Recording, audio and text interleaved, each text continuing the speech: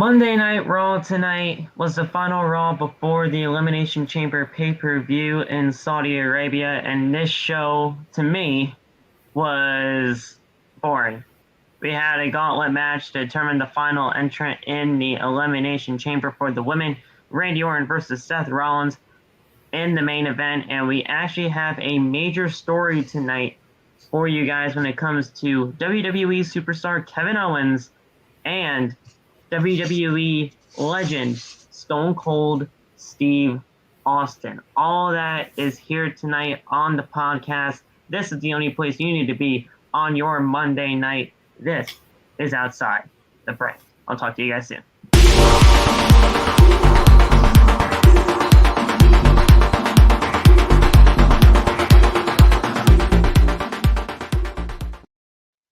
What is going on, guys? Thank you so much for joining us right here on Outside the Brand. It is Monday, Monday, February 14th, 2022, and this is your full Monday Night Raw post-show review right here on Outside the Brand. I am your host, Phil, and this is Outside the Brand. Thank you so much for joining us right here on your Monday night, wherever you may be. I got Saul with me tonight. Man, tonight, it wasn't bad, but it wasn't good either. Decent. I feel it was very formulaic. Decent. It was a very formulaic show.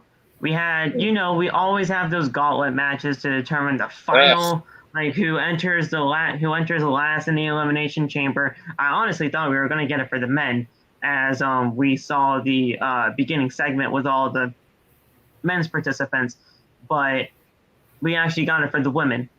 And to be completely honest with it, just being so formulaic, WWE just does not want to give us a reason to get excited for Saturday night when it comes to Saudi Arabia and the Elimination Chamber pay-per-view. We had Randy Orton versus Seth Rollins. That happened tonight in the main event. And to be completely honest, and when they said this on commentary, I honestly didn't believe them. But it actually turns out to be true. They have not faced off in a one-on-one match since the year 2015. And I find that to be absolutely insane. Isn't that crazy? Well, I find that absolutely insane. Yeah, that's insane, bro. But like I said, time flies by. I ain't gonna lie about that. I did not believe that to be true. But then once, people actually were telling me 8 years? It is a legit lie. I mean, you guys face each other? Yeah, people were telling me that it's actually legitimately true. I was like, okay, and wow, that's insane to me. But it actually is the case. But yeah, there's a ton to talk about tonight here on the show. And we also got that big story coming out of Fightful Select about Stone Cold Steve Austin and Kevin Owens. But as always, we're going to be going over everything that happened tonight on the show for Monday Night Raw.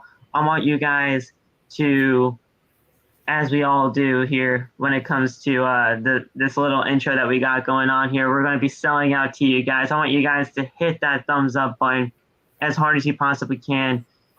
We would love to get the stream to 10 likes. Thank you so much, Saul. We're going to hit that subscribe button as hard as you possibly can as well. Turn on the bell for all notifications. That way you never miss when we go live. Follow all of us on social media.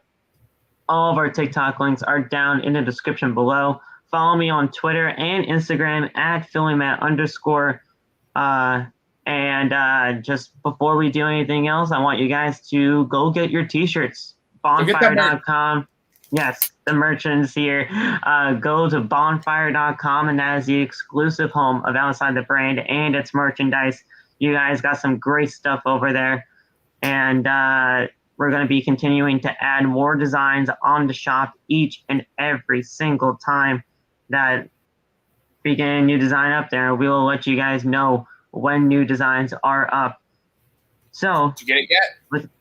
Did you get it yet?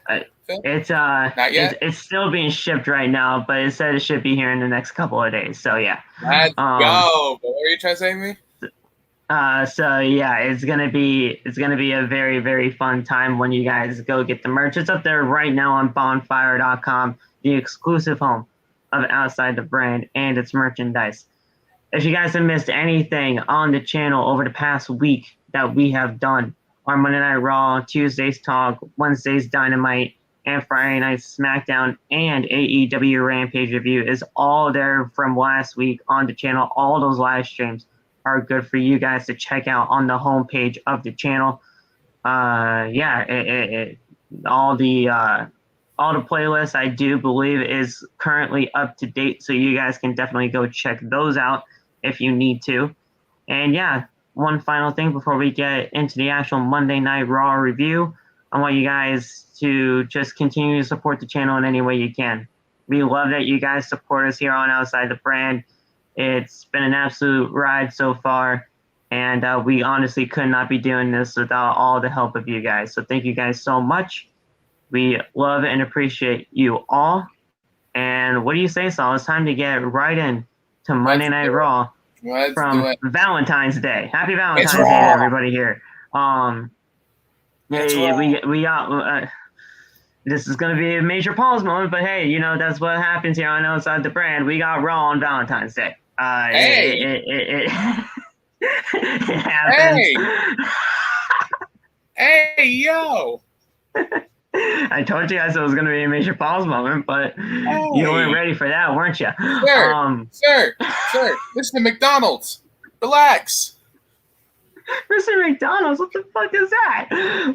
But thank you guys so much for being here on Outside the Brand. This is episode 136. I'm shocked that we're already here.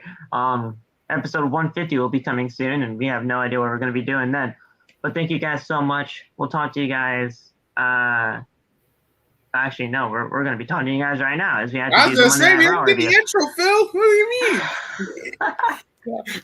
We're going to be doing the Monday Night Raw review, guys. But before we actually get into the review portion of the show, I do want to get that Fightful Select story out to you guys right now, as it's actually pretty major when it comes to this Patreon exclusive Fightful Select story.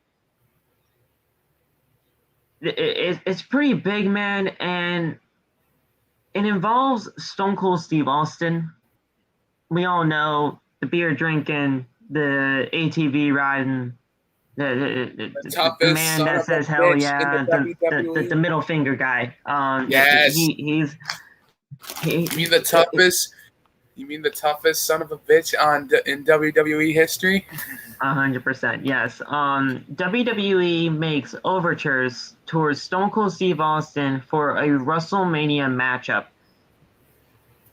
In a shocking move, WWE backstage chatter suggests that WWE is going to attempt to have Stone Cold Steve Austin for a match at WrestleMania 38. Fightful has learned that WWE has made a significant overture towards one of the biggest draws in WWE history, Stone Cold Steve Austin, who has not wrestled in over 19 years, with his last match taking place at WrestleMania 19.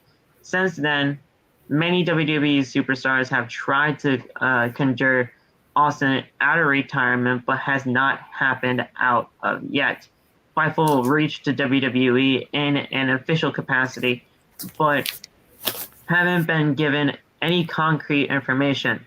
Those that we asked in WWE have had a range of responses, from being coy to saying they assume it will happen. We're told that at the very least, Austin is expected to be have some kind of physical role. We spoke to many on the roster that assumed that Kevin Owens was being set up for this role based on his anti-Texas angle on Raw a couple of weeks ago, as we all saw, but that was far from confirmed either. This was a story heavily teased with cryptic tweets in wrestling media throughout the day. Today, in an update, we've been able to confirm that this was discussed as far back as January, and Kevin Owens is the opponent initially. So man, Kevin Owens versus Stone Cold Steve Austin. We all know Kevin Owens does the stunner as one of his finishing maneuvers. He has permission We to do all that, know that. actually. Yes, Stone Cold actually gave him permission to do the stunner. Kevin Owens went out of his way, asked Stone Cold if he can use it, and Kevin and Stone Cold gave him the blessing and the okay to do so. And honestly, the stunner fits him really well. I like Kevin What did Owens the when he pop-up does the stunner. powerbomb? I miss the pop-up powerbomb sometimes. The pop I up miss power bomb is great for him too, but have a second finisher. Yeah. yeah, like I mean, Randy Orton's had two finishers over the years. John Cena has two finishers over the years. Yeah. Um, Triple H. there's many people that have two finishers. Undertaker. Yeah, I mean, there's many people. So having the stunner as a finisher for Kevin Owens was honestly really cool for me to see. Plus the stunner's just always fun when you see Don't that you ever stunner. want to sell it, though? Don't you ever want to sell it? Have you taken a stunner before yet, Phil, or not? No, but I mean, but it's always just fun to witness. It's always fun to see because as soon as you see a stunner, you automatically think Stone Cold, Yeah, I and you do. just feel like the glass is gonna break or something. And Phil, stunner? We could change that.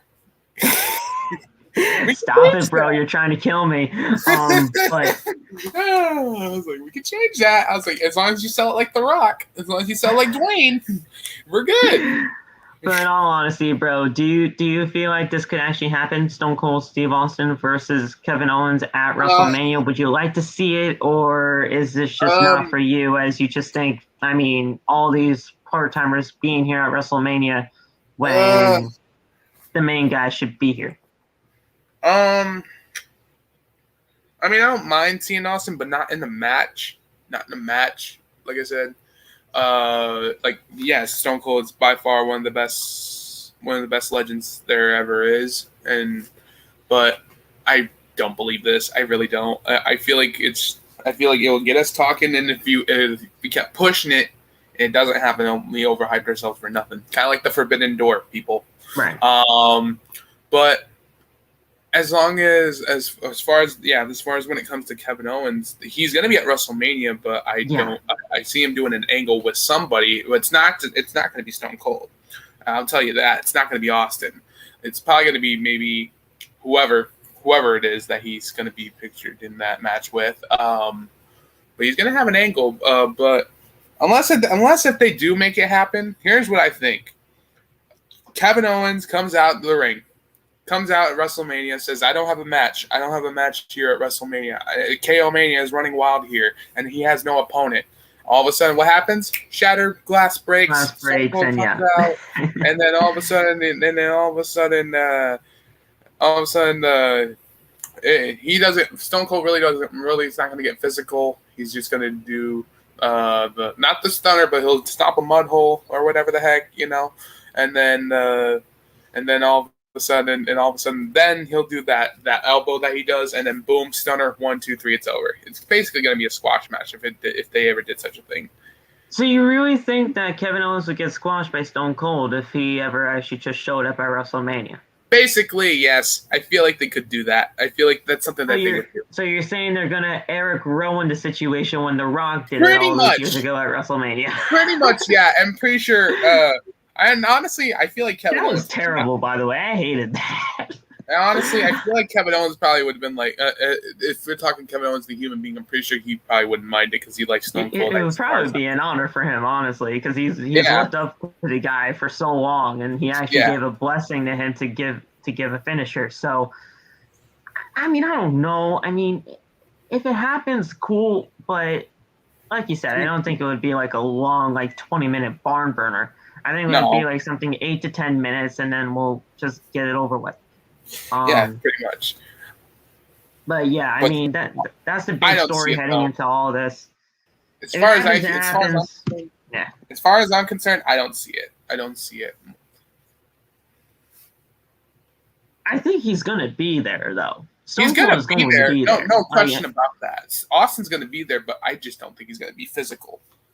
Unless Stone Cold's been wanting to get back at WrestleMania for a very, very long time. And if he's going to be like the host per se, then fine. And because it's in Texas and he has every right in it, like that. But not only Austin's going to be there. There might be some speculations that Undertaker's going to be there. I did hear about that, but let the man fucking retire in peace. That's all I have to say. Not retired. Well, he's going to be retired. He's just going to make an appearance, you know. But why? Like, what's the appearance going to be for? Probably the Hall of Fame. At the best time, mostly, I feel like it's going to be the Hall of Fame, most definitely.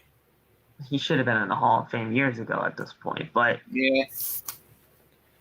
But that's it, guys. That's the big story heading out of Monday Night Raw tonight. Other than obviously the Elimination Chamber pay-per-view in Saudi Arabia, that we have Tuesday's NXT, which is going to be happening tomorrow. And obviously, you got Wednesday's Dynamite, and then Friday Night SmackDown was already taped. So when it comes to Thursday and Friday, they're going to be able to travel in peace and not worry about SmackDown because they're heading to Saudi Arabia. So SmackDown's already taped. That's already good to go. We have an Intercontinental Championship match on Friday Night SmackDown. We have Roman and Goldberg facing off against each other. Obviously not in a match, but just a face-to-face. And I mean, those are really the only two big talking points coming out of SmackDown. So we'll talk to you guys on Friday when it comes to that. But as far as we're aware of, that's everything that we got here for the stories before the actual Raw review. If you guys continue to stick around, thank you so much. But we're going to get right into the Monday Night Raw review, guys, tonight on your Valentine's Day. And we'll see what happens. So let's get right into it, shall we? Sure. Let's do it. This week's Raw was opening from Indianapolis tonight, and the almighty WWE Champion Bobby Lashley and MVP make their way to the ring. Lashley says that he has to win the most brutal match in WWE. He has to win the most WWE match. Brutal match in WWE before he can walk into WrestleMania as the WWE Champion. He says that at Elimination Chamber, and that structure has changed lives and destroyed careers, but so has he. So many people have tried to stop and derail him, but he has destroyed all of them. MVP says that Lashley has a 16% chance of winning the Elimination Chamber. That's a 1 in 6 chance. And It doesn't sound great until you take out the key factor in the account. None of those competitors are the Almighty. So Bobby Lashley, technically, has a 100% chance of winning. Seth Rollins comes out laughing and says that Lashley looks great, but not as great as him. Rollins says the good news for Bobby is that nobody in the chamber can beat him except for Rollins. MVP says that he had a vision and he can see Rollins getting his ass beat if he does not shut up. Riddle then comes out wearing a toga, so he's getting ready for his toga party tonight, and he has his hair braided. The fans chant toga, and Riddle compares being inside the Elimination Chamber to being locked inside a smelly bathroom. Riddle says that it would be really cool if he became WWE Champion, and it would be even cooler that if all of them came to the Broga party later on tonight. Maybe not Seth though, because he has to get ready for his match against Randy Orton tonight. Riddle says that Lashley would be looking great in a toga, and the fans start chanting toga. Austin Theory then comes out and says that Mr. McMahon has taught him very valuable lessons in the past to expect the unexpected. Apologies are weaknesses, and he's going to have some lessons inside the Elimination Chamber when he wins and becomes WWE Champion. AJ Styles is out next, so it's the formulaic stuff. Everybody comes in from the Elimination Chamber, but AJ Styles is out next. Yes. And he says that Theory's lips have been so far up Vince McMahon's ass that he can't even speak any sense. That is, you know what? He's not lying. He's not lying about that. Yeah. We all know that Theory and Vince have this little, like, bromance thing going on right now. And I don't really call it the bromance. I think it's more of an employee and boss type of thing. Yeah, it's something like a going teacher's on. pet segment. Honestly, that's why I call it a teacher's pet. That's actually a better terminology. Yes, teacher's pet. Styles says that he's been inside the Elimination Chamber before, and he knows that nobody walks in with an advantage. Everybody comes out as a changed man, but that's part of the game. Styles says nobody is going to stop him from having a defining moment at WrestleMania. AJ praises Riddle's toga, and says that he is too cool that he can walk out of the Elimination Chamber as the double champion. If he can beat Damian Priest tonight, he can as well.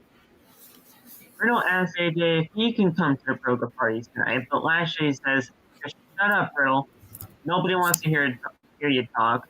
Lashley then goes through each of them, explaining why none of them can beat Bob, and why he's the only deserving one to walk out of the chamber and enter WrestleMania as champion. Lesnar's music hits. Here comes Jeans. And he circles the ring. He gives a fist bump to a fan, so I don't know if that was a plant or I don't know. I feel like that was unscripted. I feel like that was unscripted moment right there. I feel Brock Lesnar guy, I didn't really totally get to see him. I know. The Brock Lesnar guy I'm talking about. Brock Lesnar. I know who you're talking about. No, it's not. No. I don't know if it was a plant or not, but he fist bumped the guy, and he was just getting on into the ring. He took his sweater off and gave it to Austin Theory, and he actually put his cowboy hat on Austin Theory's head like a hat rack. I was gonna say like a rack where you hang up your coat and everything. I was like, that was like a hat rack. And Austin was like, cool. And then he was like trying to take his phone out, do some pictures and everything. Yeah, and I'm like, see, Brock Lesnar's hat on me. See, Brock's a stand-up guy. He gave him a hat, his coat, and everything. Jacket. He was spot on. He was spot on. He's a stand-up guy. I don't know why everybody hates him. And in the audacity, what does the man do? We'll get to that. We'll get to it. And then he's circling around the ring. He gives the sweater and his hat to Theory, and then all of a sudden Theory just jumps on the back of Brock, and I'm like, "What are you doing?" Like the audacity. The man gave you his coat and his hat, and that's how you treat him. He was being all cool with the man, and he just jumps on his back. But he gets quickly German suplex for his troubles. The ring clears out. Riddle and Riddle and Rollins were like, "Fuck this shit, I'm out of here." Riddle went from when I saw Riddle jump out, he's like, "Fuck this." He's like, "Nope." Riddle went from the canvas all the way down to the floor. Like he didn't even go to like the outside of the canvas or anything. He just jumped all the way down to the floor. I'm like, he's like, I'm waiting till Saturday. He's like, I'm waiting till Saturday till I see Brock face to face. Good, yeah. See, all of them were good boys at that time because nobody wanted to be in Austin Theory's shoes. So he gets German suplex for his troubles, and the ring just clears out as he was just destroying Theory in the ring. He plants him with an F5, and Brock takes a selfie with Austin to end that segment. Now that's how you deal with it. Now, Yes, but at the end of the day, this was very formulaic. Every single time when you go to Monday Night Raw, you have these kind of segments where it's like one person after another comes out. And the thing is, and I don't know if you do you notice that every single time when somebody new comes out, their music hits for like maybe 5 seconds and all of a sudden they can speak on the mic? Yep. I hate that. I They used honestly to do hate that that back so then. much. They used to do that all the time when there was upcoming stars. They used to do that all the time. I hate that so much because it just completely takes you out of it and everything. I mean, I understand you kind of have to know like who's going to be coming out for like what segment or whatever, but we'll know just by their voice. We don't need Right. their music like every 24 seconds to I figure out mean, who's going to be that's coming how out it's next. been like that. They do that. They've done that for years. I know, like, but I just don't take like it from it, the Attitude bro. Era. I forget one time it was like Stone Cold. No, I think Stone Cold interrupt like The Rock or something or whatever the heck, or like Yeah. Triple H interrupted like Undertaker, The Rock, Austin in the same ring at the same time or something like that. Well, when it comes to Stone Cold, and when he just like interrupts or whatever, you just hear that glass break and it gets hype every single time. But now, like, Well, yeah. but that was like all the way back then. Like, yeah, but then there was an in-count. Then all of a sudden you have like John Cena. I'll give more examples. Like you have like Edge in the ring, and then you have like John Cena in the ring, and you got like Randy Orton, and you have Shawn Michaels coming in the ring. All that type of vibe and all that. Yeah, no, but like I've just never really understood the reasoning behind like every single 5 seconds a new superstar's theme comes out. I'm like, I get it. We're gonna have these guys, and like as soon as I saw Bobby Lashley in here, I knew everybody was going to be coming out from the Elimination Chamber. It's just very formulaic, and I know it's nitpicking, but there's just some stuff like that really just does not need to be part of the show. If you're going to have everybody out there anyway, just have all of them out there, and we can just get the promo started right then, right there. But that's just me. It has its time and its place, but that's just how I feel about it. How are you going, Josh? It's us two tonight from Monday Night Raw in the review, and yeah, it's gonna be. You only missed the first segment where pretty much everybody from the men's elimination chamber came out, and they spoke their claim for this Saturday inside the chamber for the WWE title. Our first match on the show was the Dirty Dawgs versus the Street Profits. Like, we haven't seen that matchup before. It's the land of repeats. You gotta remember that, yes. Phil. It's the land of repeats. Yes. Fuck the land of opportunity, like all those years ago on Friday Night SmackDown or Tuesday SmackDown or whatever Those are day gone. it was. Those are gone. Land of opportunity. That's been land gone. of opportunity is gone. That's been gone for years. I don't know what 2016, bro.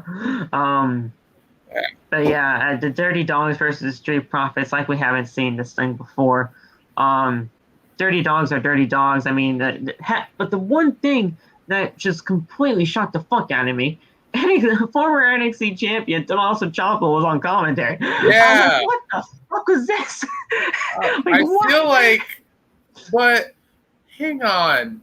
Now here's the thing. Dolph Ziggler was on Tuesday's NXT which episode makes sense. last week. So here's my question to that. Yeah. When they have Raw superstars head to NXT, what does that mean for the NXT wrestlers? Do they get like cameos, or they get called up? Just like, for example, like AJ had that match with Grayson or whatever. Yeah. Yeah. Like, are they doing that? Are they sending people to the main roster? Like, it wouldn't be. They're sending main roster guys to NXT because they're fucking desperate at this point. NXT is getting like 500,000 viewers a week, and it's not performing well on USA Network. Next thing you know, watch this. Next thing you know, watch freaking Nikki Trash is gonna hop on NXT and challenge like freaking like probably freaking like Raquel or something. Probably. I mean, like at the end of the day, though, like just let this be Tommaso's call up, please. I mean, he's been doing dark matches week upon weeks with Pete Dunne, with I saw like Tommaso Ciampa was even in there with like Carmelo Hayes at one Didn't LA point in Knight a do dark it? match. Didn't LA Knight do it? LA Knight's done multiple. I mean, that like just let this be a call up. Even though I think Tommaso Ciampa would be better fit for SmackDown, just let it be a call up at this point because Let him Dolph do the Ziggler is interview. doing a program with Braun Breaker for the NXT title. I mean He's building up that's what he's Braun. doing. He's building up Braun. That's why. He's building up Braun, and then all of a sudden Tommaso showed up in that exact same segment. So And I I like don't know Tommaso. what's happening here, but Tommaso And no, Ciampa it was ain't on no forbidden door, commentary. people. It ain't no forbidden door. It's the same dude from No, WWE. it's the same branding and all that. WWE and NXT are the same goddamn thing. So don't think of it as a forbidden door, but it's the same thing. Just think of it So as a cameo. Just think of a cameo. Just right, think of it as a cameo. There you go. yeah. Will this be a like continuous thing moving forward until Dolph is back on Monday Night Raw full time and not on NXT? We can expect guys like this on Raw from now on.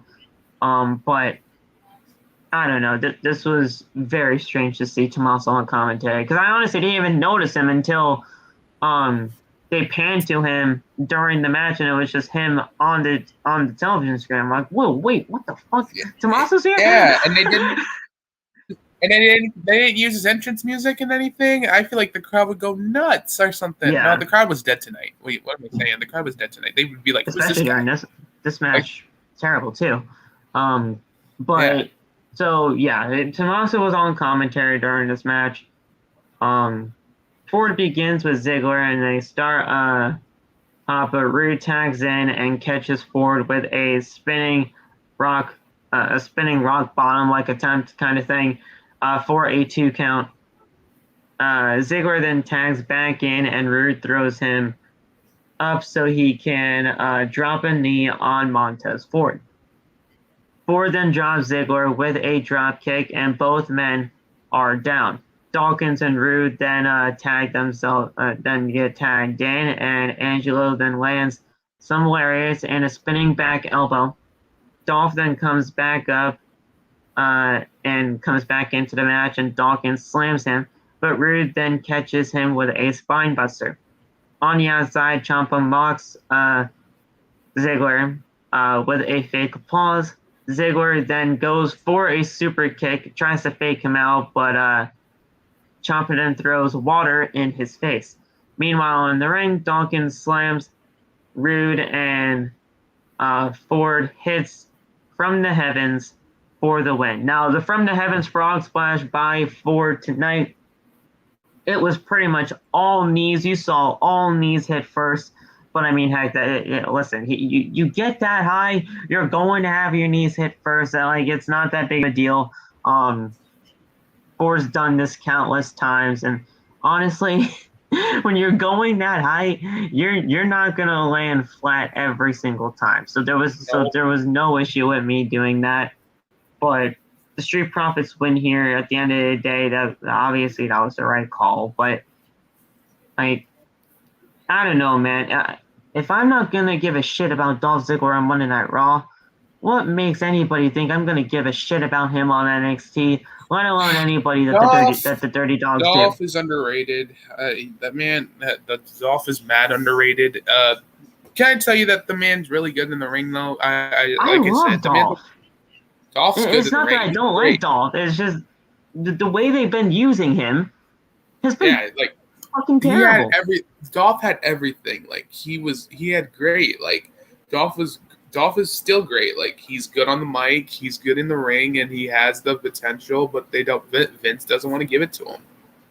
I love Dolph, dude. Like when Dolph was in that United States Championship match against Damian Priest all those weeks ago. I don't remember the exact episode of Raw it was, but first of all, that match is fucking fantastic. Second off, I really wanted Dolph Ziggler to win that match because Damian Priest's United States title run has kind of gotten a little stale to me, but we'll talk about this in a second. I wanted Dolph to win that. Yeah, I want Dolph to be a world champion again. I don't know. Dolph knows his place in WWE right now. If you're listening, nowhere near WWE, if you're listening, please push the man. Push the man. What up, Bruce? motherfucker. Yeah. But at the end of the day, Street Profits do win. What are your thoughts on the Street Profits right now? I feel like they got like nothing going for them right now. There's like no momentum. I feel like the Street Profits are still over, even though they're not tag team champions. But I still think that this Street Profits are still doing okay. But I know you're putting them in useless tag team matches, but like they're like no momentum. I feel for them, even though they win every single time that they're in a match against these guys. It's like they're the top tag team. What's going to be out of the 4 tag teams that you got here on Monday Night Raw? The Street Profits are like the only ones that seem relevant, and they're not even the champions. Right. And those are the top tag teams that you should have in your company, but deep down, nope, it's still Well, we got Otis and Gable as champions, and even though they're actually doing very well right now, I loved everything that Otis and Gable did tonight. But we'll get to them. Well, like you said, Street Profits. But Phil, I have my question. Do you see Montez in a singles run eventually in the future?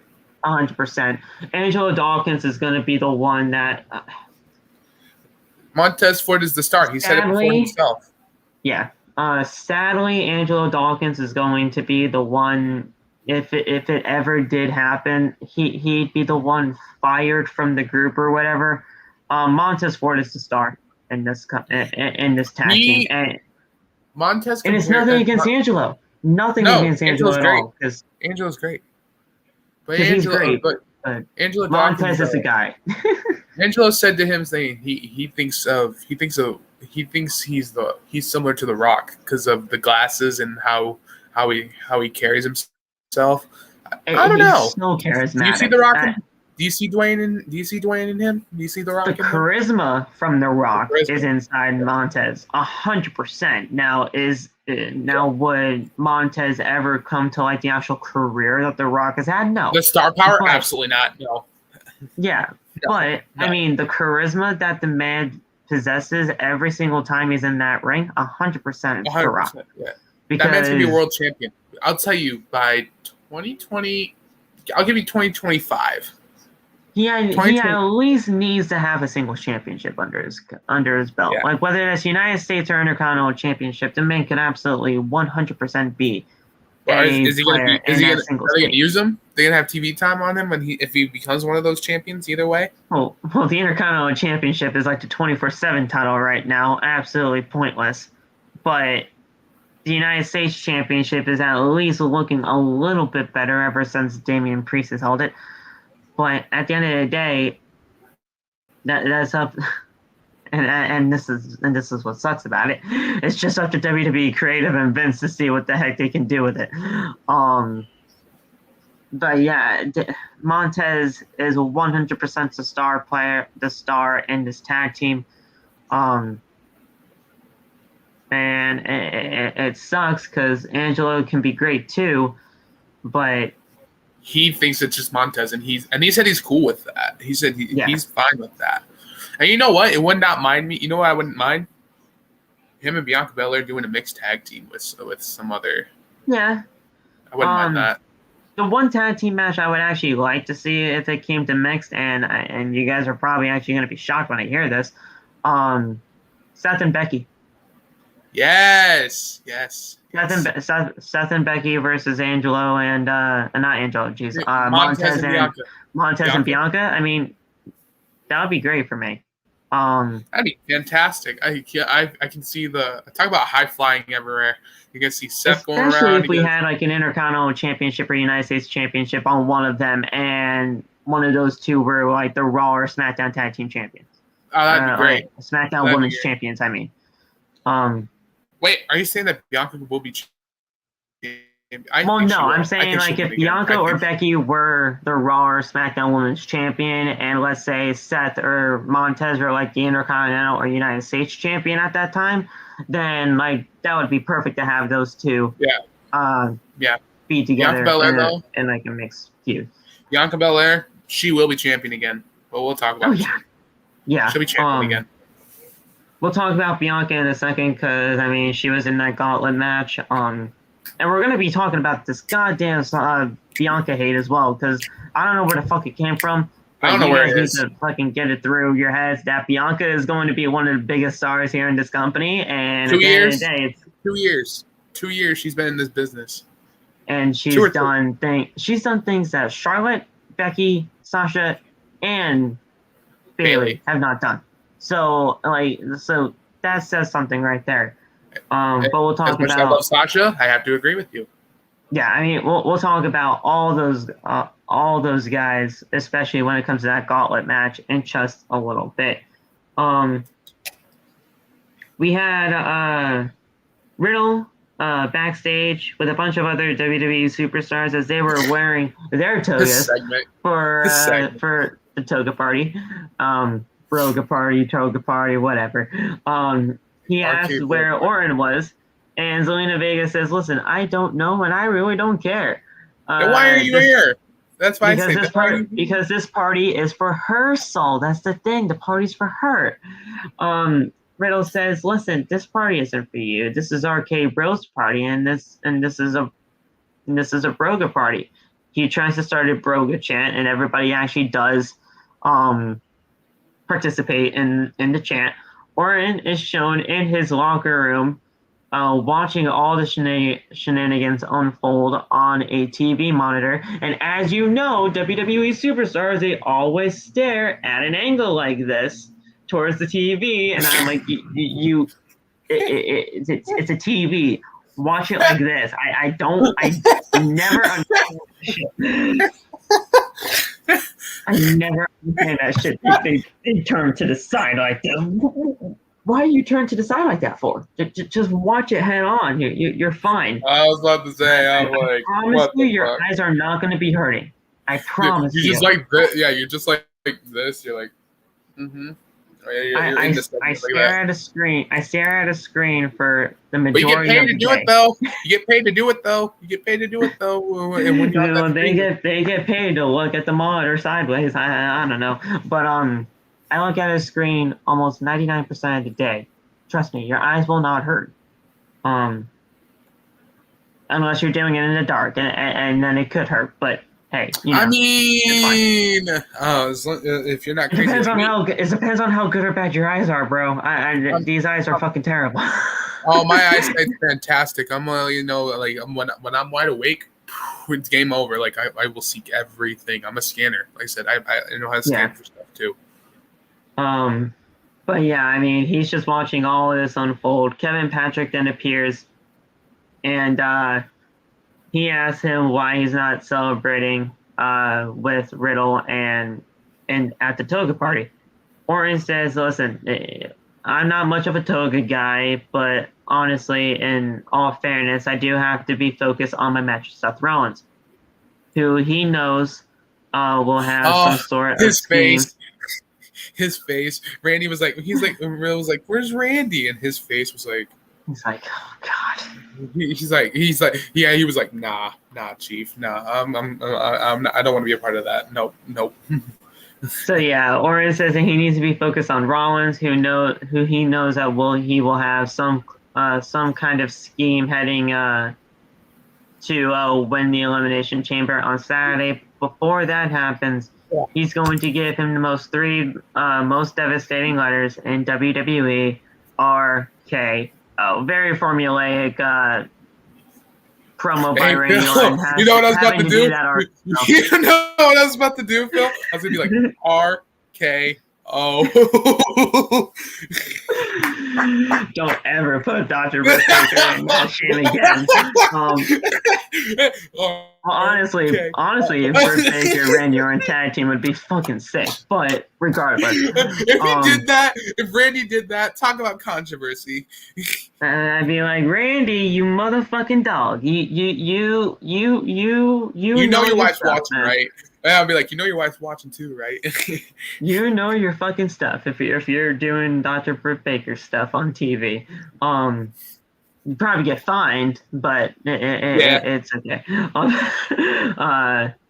He's got millions. He can pay that shit off He if can he pay ever that did off. that. He's fine. Yeah. Money. To celebrate Rock History Month, once again, they showed the video package of The Rock celebrating the life of his WWE Hall of Fame father, Rocky Johnson. The video is narrated by The Rock himself. Respect. That's RP. the one thing that I will give 100% credit for when it comes to WWE. They know how to fucking put tribute packages together. Yeah. I may not like this company, and I may not like watching Monday Night Raw week in and week out, but they know how to fucking do these tribute packages, and I loved it. I like it too. I love it when they talk. I love when they do this. It's they like I said, they know how to do it. They know how to carry a package deal when it comes to that, or a tribute or anything like that. When they brought up when I brought up Rocky's dad, I'm like, where? I saw in your live they said The Rock's there, and I'm like, no, they're talking about his dad.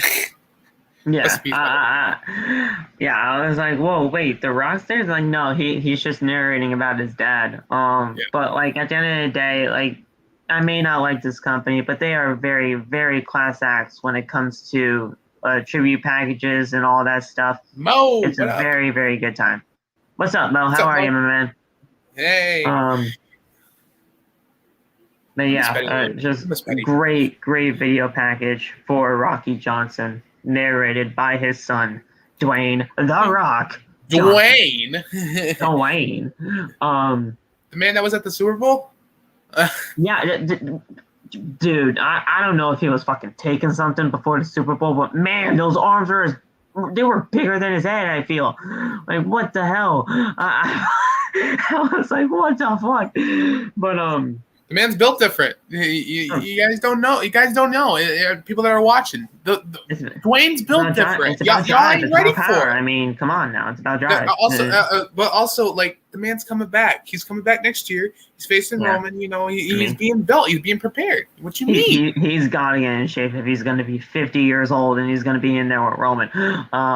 But hey, you know, the man looks great, and I cannot. Drives while power. He does it all the time. He does it every single time. 4 a.m. Exactly. He wakes up at 4 a.m.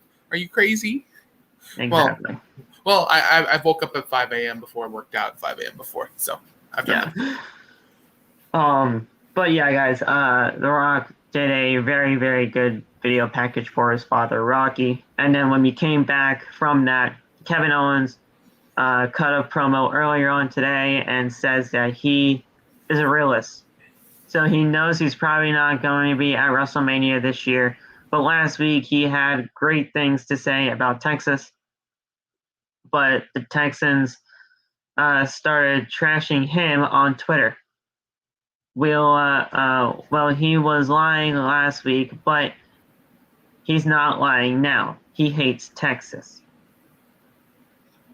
He's from Quebec, Canada, a place populated with intelligent, sophisticated people, the opposite of Texas. If North America was a human body, Texas would be the ass. Yeah, that's it. Stone Cold's coming after his ass. Yeah, Stone Cold's coming after him. Stone Cold or Taker's gonna be that. Stone Cold or Taker's coming after his ass, and we'll see what happens. Unless Dwayne The Rock Johnson could possibly make a unexpected guess, you know. Well, The Rock's not from Texas, so I know, but you get what I mean. You know, legends could pop in, you know. You know what I'm saying? Or Mr. Duke can pop out too. Johnny. Yeah. All right, Mo. Have a good night, man. You can always watch the stream as soon as the stream's over, anyway, or the next morning. Go get the merch. Yes, get that merch too. Bonfire.com. Yes. United States Championship match is next. Damian Priest and AJ Styles. I think we all kind of knew what was going to happen here. Yeah. AJ Styles is in the WWE title match, so why would he win the United States Championship match? You know, I didn't look at this match. I really didn't, because I honestly did not care, because I knew AJ was 50-50 booking. You have AJ win last week, and then all of a sudden you have him lose this week. I mean, what's the point of all that? Exactly. That's why I didn't look at it. I was like, I know he's not winning the title. That's why I'm not going to look at it. Match got underway as Priest takes Styles down with a wrist lock. Okay. Styles then fights back from Peace, but Peace wallops him with a right hand. Backing him up into the corner, Priest shoves AJ into the ropes and catches him with a backbreaker. Styles fights out of a rear chin lock and knocks Priest down. Styles with a Styles Clash, trying to get into the Styles Clash, but Priest escapes and hits a Dominator for a 2 count. So shout out to Bobby Lashley. Dominator. Shout out to Bob Lashley. AJ then clotheslines Priest over the top rope to the floor, then jumps to the apron, but Priest swipes his feet. Priest then wants to chokeslam, but AJ wants to chokeslam AJ on the apron, but Styles lands on his feet, swings a kick, but Priest avoids it and swipes his feet again. Priest then gets back inside the ring and tries to kick AJ off the apron, but gets his foot caught on the top rope. Styles then knocks him back and wants a phenomenal forearm, but Priest avoids it and hits the sunset flip for the win. So, Priest retains the United States Championship. Not surprised. Pretty knew it was going to happen. Not surprising here. But who is most likely to take that title off of him specifically? Honestly, who's that? I firmly, and I was actually going to bring this up on TikTok today, asking that exact same question. I was going to have people stitch it for their answers. Good thing I asked. I firmly want it to be Austin Theory. He looks like he's most likely the one to have that title. Honestly, I could see that. I firmly want it to be Austin Theory because I think this kid is ready. I do. He's ready for a title. I feel like Vince is going to convince him, saying you're going to have a United States Championship match with Damian Priest or whatever. I feel like Vince. Yeah. That's if Vince is on the TV screen again. Yeah. I firmly want it to be Austin Theory. But if you had to choose somebody else, who would you actually choose? Apollo. Yeah. I mean, honestly, I miss Apollo. He had the United States title before. Well, actually, no. Wait, no, that was the Intercontinental Championship. No, he had the United States champion. He had the United States champion. He lost. No, I'm just talking about the last championship that he's held, which was the Intercontinental. Okay. I heard that man's going to NXT. I mean, might as well. I mean, he needs an NXT run to revitalize his career at this point. He can build. And that's another person that's supposed to be going up. You had Dolph Ziggler, and I'm saying Apollo Crews going to NXT, facing Carmelo Hayes. No, don't go straight for a title. Build him up to go against Carmelo. Yeah, do something. I mean, well, Dolph is going after Braun, so I mean, heck, they do anything nowadays. But I want to ask you this. I know you don't watch NXT. So you've been seeing. So you saw that photo of Carmelo and MVP. I want that. I do. I'm saying, would you want that? Would you want him to manage Carmelo Hayes, the next star? If Carmelo was to get to the main roster, MVP would be the perfect mouthpiece for that guy. Oh, most definitely. Not saying that Carmelo is not good on the mic. I think he's one promo away to be an absolute fucking megastar. But MVP would be the perfect mouthpiece for him, or at least a mentor to get him to where he needs to be for his mic skills. Honestly, I feel like if he were to get called up, they would have a match between Bobby Lashley or Carmelo Hayes. I feel like they would have that, have that storyline right there, have that feud, and then most likely MVP would have to choose either which one would he go for. And Bobby Lashley's already an established guy. I mean, the guy, he's goddamn bulletproof at this point. I love Bob. Bob. Goat Lashley. That's why I call him. If you want to build somebody new, and if you want to actually have somebody that's recognizable with MVP, Carmelo Hayes would be that perfect guy. He would be the perfect guy, most definitely. He can give him a United States title run, and he'll give him TV time. Yes, 100%. So Carmelo MVP would be a great. You're all for it. Great aspect. You're all for it. Yes, 100%. Yeah. When I saw that, I'm like, that just fits so well with him. Oh yeah. I don't know what the heck would happen with Trick Williams, but yeah. What's gonna happen to Von Wagner? Who's that, by the way? What is that? What is Von? that? I don't know. Von's Von. Phil, we still don't know. Do you still don't know what that is? You still don't know what that Especially since I haven't been watching NXT. I obviously don't know what the heck a Von Wagner is if I haven't watched NXT. But moving back now, we are actually back with Alexa Bliss and her therapist. Oh yeah. Oh he yeah. He asked her if she was feeling any better, and Alexa says yes. Life is good for the first time in a long time, and this time she was practically back.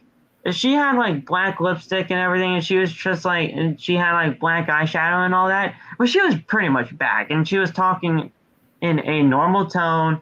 She was pretty much there. It's just the last final pieces of the dark character still within her system.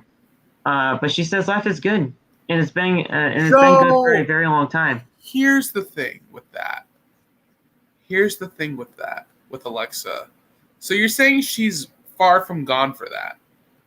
So you know how they do the Damian Priest thing where they show his anger side. Oh, the good and the bad side, yeah. Yeah, I feel like that's what they're gonna do with Alexa. They could, I can honestly see that too. Because think about it. Because she's saying she's fine, she can control it now. But when she's in the ring, let's say she's in a match, right? They did something on the line, and that's when. Especially because she still has Lily now. That's in the second segment for her, but yeah. But yeah, she says she's happy. He says that he thinks she's earned a gift, and asks what she would want. She asked if she would if he could turn the music off. He complies and says yes, the music can stop. Then he pulls the remnants of Lily, the doll that Charlotte tore apart. He says that he gives this to her so that she can be at peace. Bliss then takes a deep breath. Is it fixed? And smiles at him. Is it fixed? That's in the second segment. Oh, is the doll fixed or is it still teared up? It's all torn up. It's the actual remnants from the doll that Charlotte ripped up all those months ago in Extreme Rules. You mean regular rules? You mean regular rules? Yeah.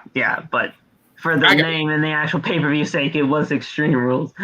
He then pulls out the Lily that Charlotte pulled that Charlotte ripped apart, and says that he has an idea. And then it fades to black, and then all of a sudden we see Omos enter the ring. And he's going up against. Do it again.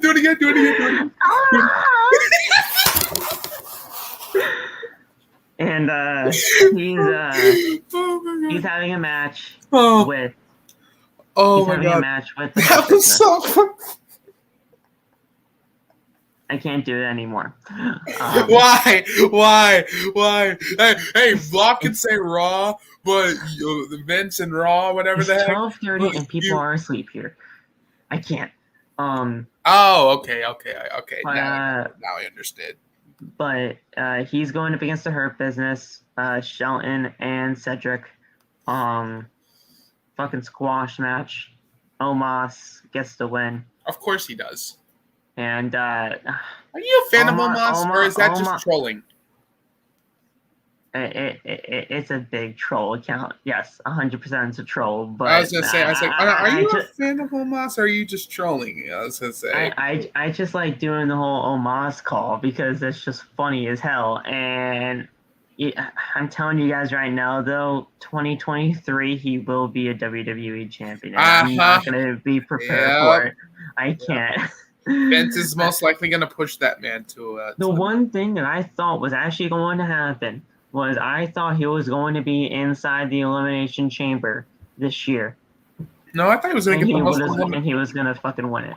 I thought that man was going to have the most eliminations in the Royal Rumble. If he was not going to win the Royal Rumble, I for sure thought he was going to be in the Elimination Chamber, because the man's going to have a singles Royal at WrestleMania. I can already tell you that right now. I don't know what the fuck is going to happen with him, but he is going to have a singles match at Mania. There's something's going to happen. Unless they can have the Andre the Giant Memorial Battle Royal or something. I feel like he would win such a thing.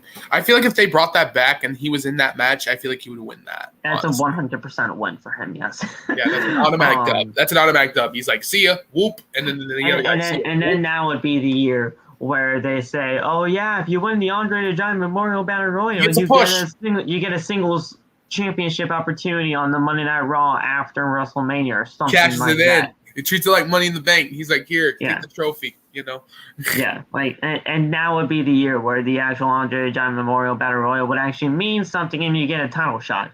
After all these years when it meant absolute fucking nothing. Oh, come on. Cesaro should have got that push when he got that. He definitely should have, but that never actually Corbin should have got one, anything. Too. Corbin should have got one, too. When he was the Lone Wolf. Yeah. Big Show. Well, that was kind of obvious too, but I don't think he was going to get pushed ever when he won the Battle Royal. And Mojo Rawley won the Battle Royal. What the heck was that? And then Matt Hardy won one, and I was like, okay, I understand Matt because the whole delete thing and everything like that. I understood that and all that, but why Matt? That was fucking strange. But we come back from the Omos match, and we are in a restaurant where Dana Brooke and Reggie are having a Valentine's Day dinner together.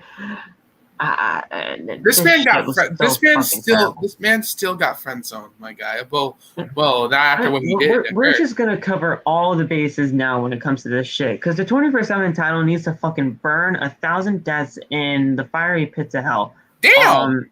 I fucking hate this title, and you all know it.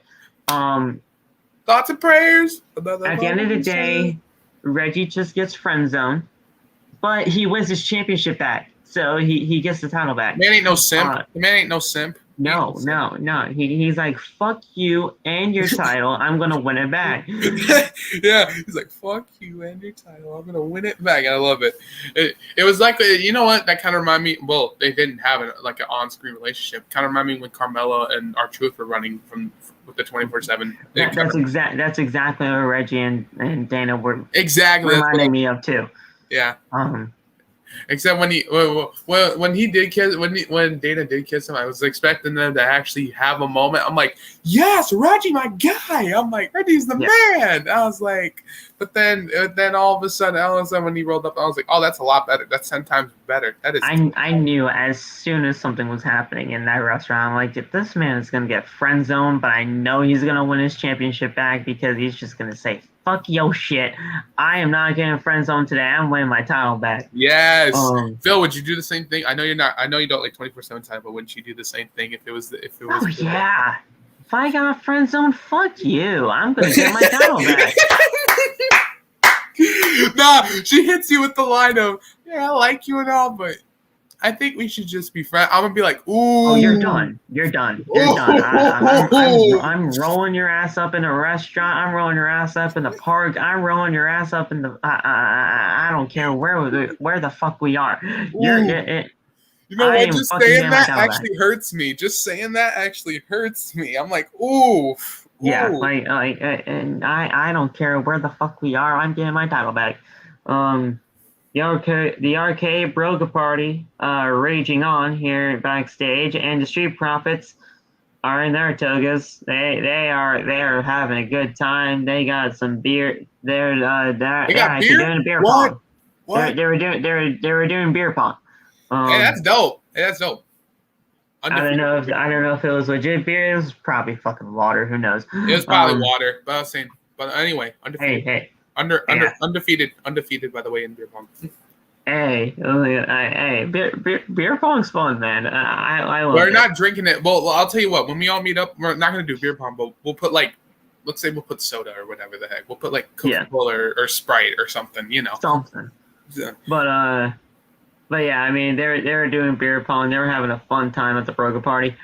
And then when we come back inside the ring, we have a table. Get the table. We have Adam Pearce. Uh-oh. It's a contract signing in. Oh, boy. And I legitimately said to semi-live, I'm like, all right, who's going to go through the table? Were you thinking of who was actually going to go through the table? Wouldn't you not mind if Adam Pearce went to the table?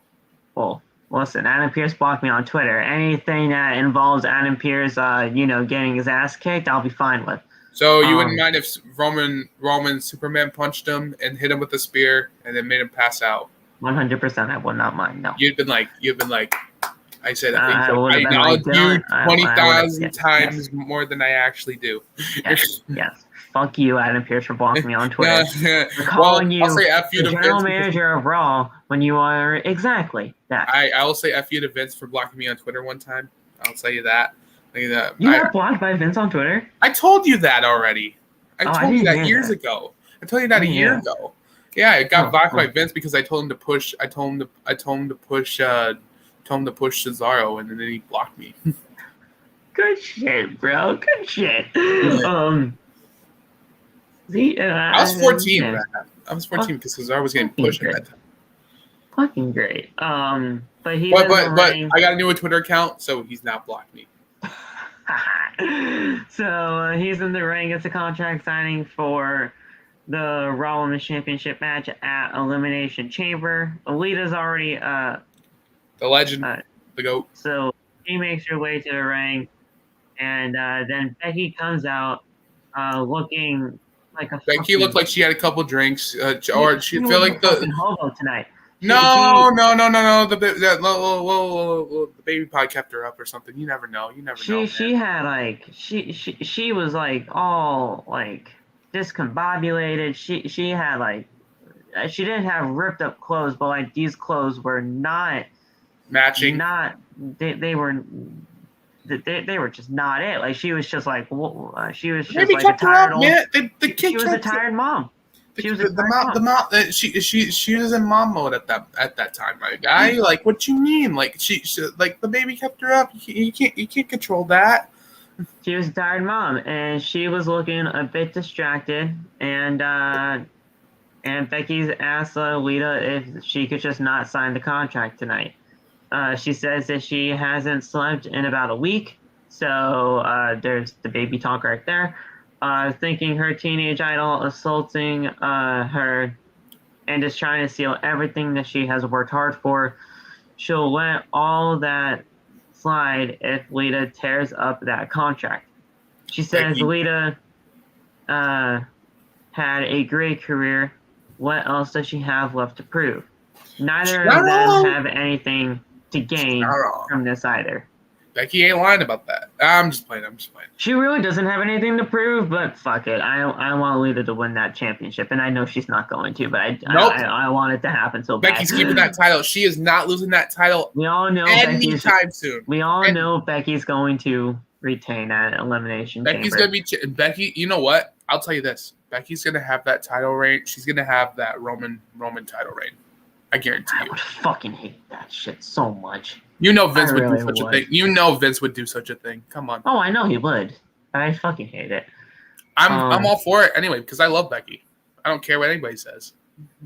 Lita then asked the fans if they think that she should rip up this contract. They all boo. She asked, or if I should sign this contract so I can just shut Becky up once and for all. Then they cheer. Lita then says she didn't come back because she had a good match. She had one good match left in her. She has a hell of a championship run left in her. Becky doesn't have to like this, but the match is happening. Lita signs the contract, and Becky says she's pushing her to a point that she can't come back from. Lynch then says that she studied Lita more than anyone, knows all her weaknesses, and she'll go right for them, and she'll go right for her neck. People remember when, with a smile on their face, but by the time she's done, they'll think of her with a tear in their eye. Becky then signs the contract. I didn't even see her sign it. Okay, so she did sign the contract. She did sign it, yeah. She did sign it. And she says that Becky claims that there would be no big-time Becks without Lita. So if she had a hand in creating all this mess, she owes it to everyone to end it. To become a 5-time women's champion in the process. Becky then throws the contract at Lita and then walks off. When the commentary said, well, it looks like Lita struck a nerve, I thought Lita said way more than that. Like, I thought she said something way more insulting or offensive than just becoming a 5-time women's champion and in expense of getting rid of big-time Becks for good. You gotta remember, I thought she said something way more than that. You gotta remember, I feel like Lita was not really a mic talker. No, she was strictly in the ring. She was mostly, like I said, she was mostly for the ring. Why do you think she managed to edge? She did fun in the segment, though. I mean, ever since she's come back to WWE, technically it's not full time, but ever since she's really came back, I mean, she hasn't really been doing that bad. To be honest, I feel like Lita's going to be here for WrestleMania. Oh yeah, she's going to be doing something for Mania, 100%. Her and Sasha Banks. Her and Sasha. Banks. I mean, heck, I know. I'm saying her and Sasha. That's if Sasha does not get added to that triple threat. We'll talk about that later. I know Sasha's been really wanting Trish too. But that's all for Trish up to decide. Trish kept her word. Yeah, she's not coming back. She kept her word when she faced Charlotte. She's like, yeah, I'm done after this. Like, yeah, I know Sasha really wants Trish too, but like I said, unless Sasha can convince her. Unless Sasha can convince her. Yeah, like one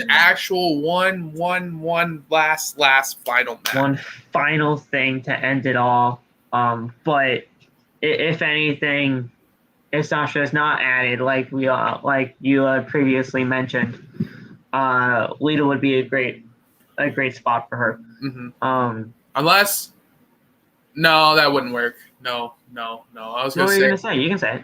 I was saying unless. I don't like this idea.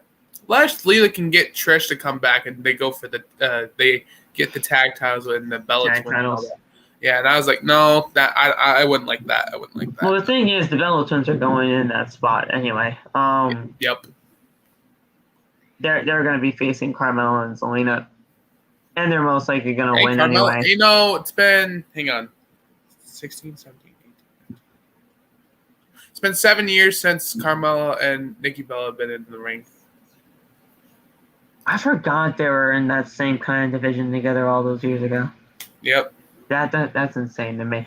But yeah, I mean that's the Bellas.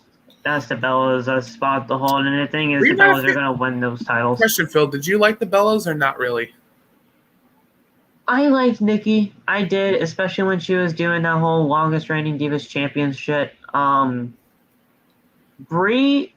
She's the most unappreciated twin. I feel like she's the most unappreciated. Brie was great. She was Divas Champion herself. Yeah, and not a lot of people know that. But like Brie was great. It's just. I think when the whole Brie mode actually became her gimmick, that's when people started turning sour on her. Because they didn't like Brie mode? What the heck? Trust me, people when they have like that whole gimmick change or whatever, or just people like actually being associated with other superstars, they don't really like it all that much. Because we all know Brie actually started doing the whole yes thing and everything like that. But shout out to Brian Danielson. when she did shout out to Brian. He's fucking great. But at the end of the day, did I like the Bellas? Yes.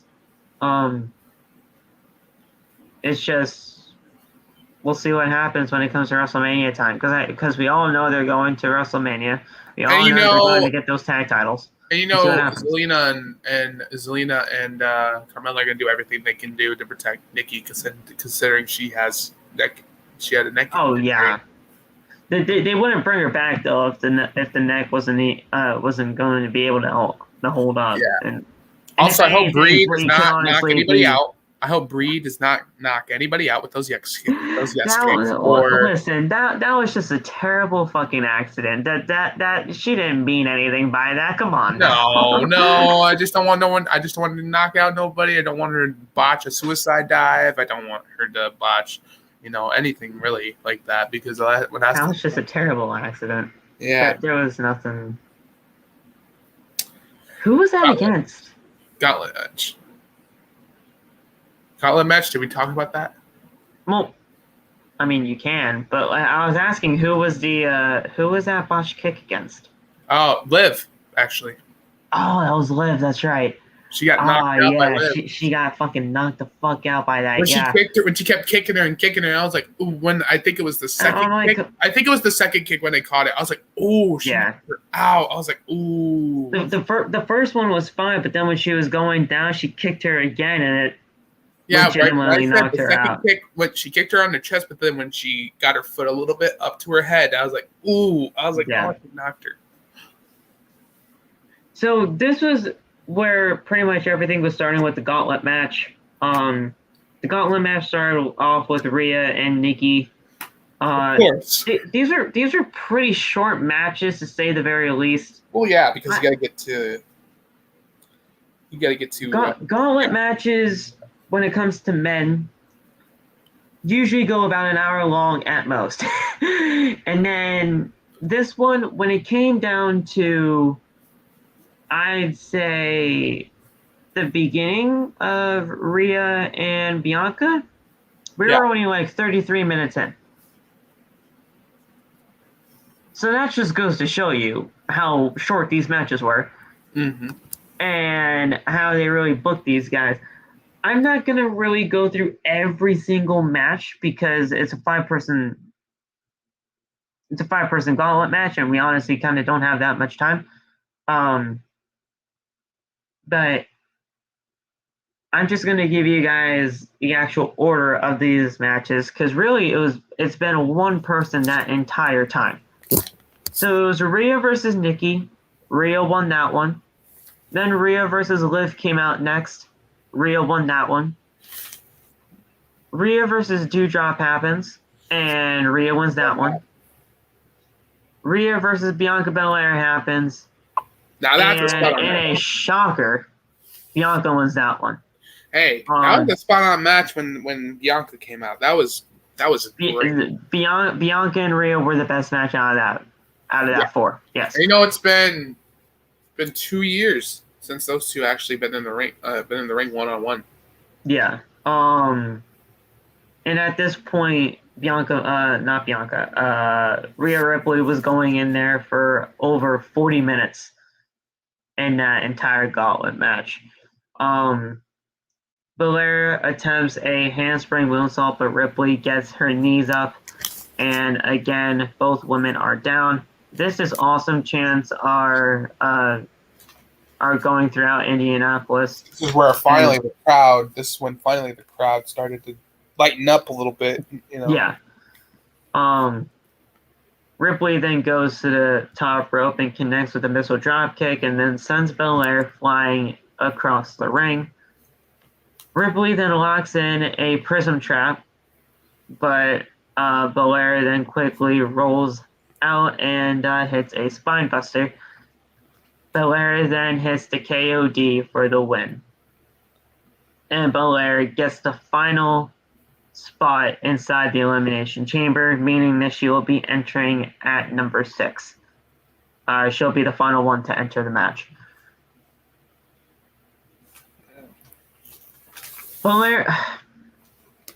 Belair's winning the Elimination Chamber.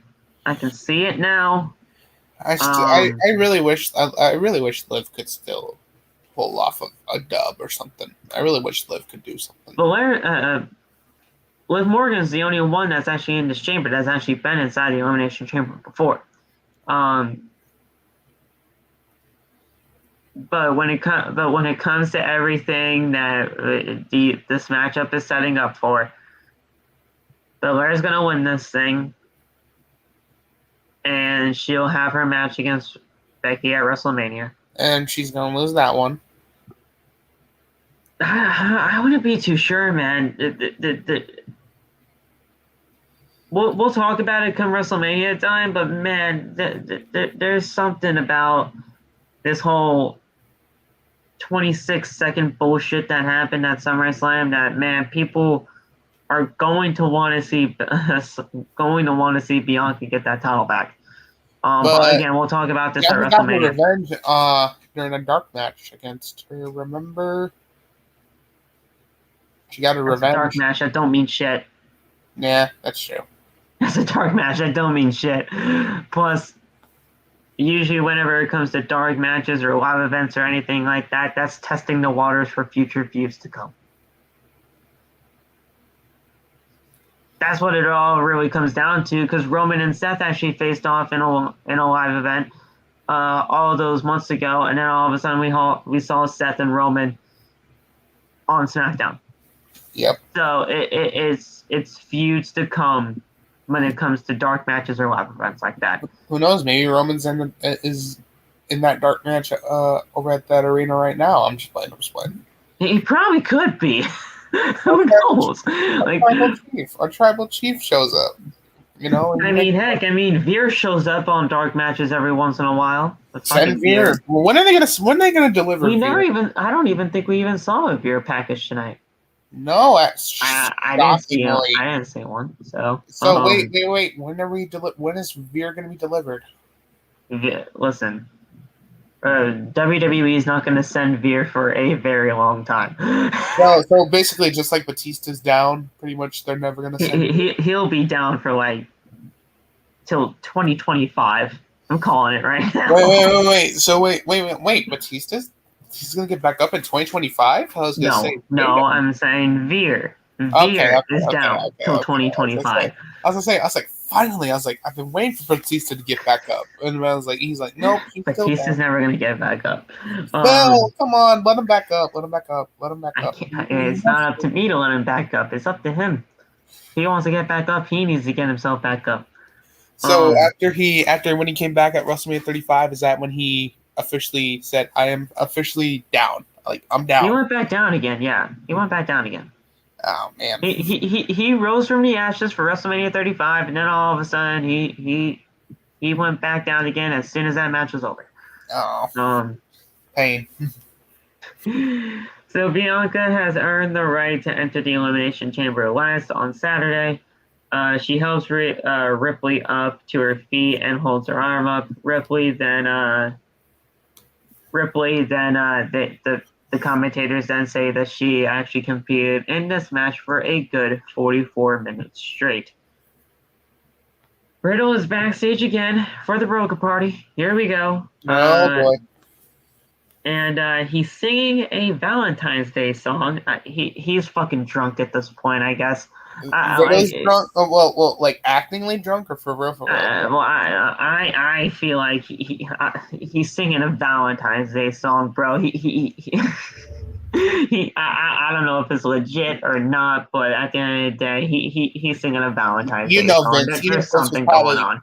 You know, Vince was probably laughing his butt off when he was singing a Valentine's song. There's something going on with him tonight. So he's singing a Valentine's Day song.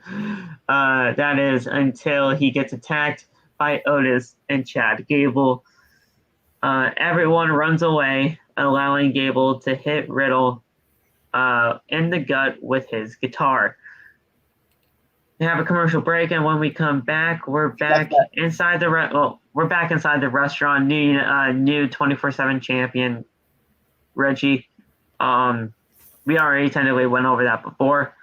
And then it's pretty much main event. we're not even there yet. It's the Alpha Academy versus Rhea and Dominic. I completely forgot this match even happened. To be completely honest, the Alpha Academy win here. Good match overall, though. Alpha Academy are great. Mysterios, they're the Mysterios. It was going to be a good match regardless.